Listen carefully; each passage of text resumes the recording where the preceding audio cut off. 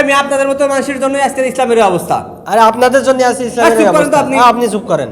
আরে থামেন, আমি কয়দিন হলো নতুন নামাজ ধরছি, আর আপনারা একটা কি লাগালেন? আপনাদের জ্বালায় তো আমি বিব্রত হয়ে যাচ্ছি। হ্যাঁ, আমি আজকে থেকে নামাজই পড়বো না।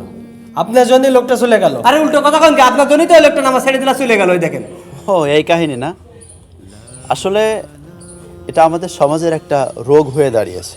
সবথেকে দুঃখজনক ব্যাপার হচ্ছে যে আমরা বেনামাজিদেরকে মসজিদের দিকে নিয়ে যেতে পারছি না, কিন্তু যারা নামাজে আসতেছে তাদেরকে বিভিন্নভাবে বিভ্রান্ত করে নামাজ থেকে দূরে ঠেলে দেয়। তো যে দুজনের সাথে তোর কথা হয়েছে, দুজনের কথাই ঠিক আছে। তোর যার ইচ্ছা তারটা নিয়ে তার মতে তুই নামাজ পড়তে পারিস, দুইটাই হাদিসে আছে।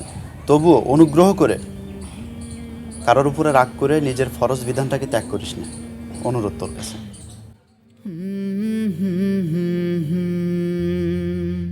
নামাজ নিয়ে বাড়াবাড়ি না করে মানুষকে নামাজের পথে দাওয়াত দিন, তাতে হয়তো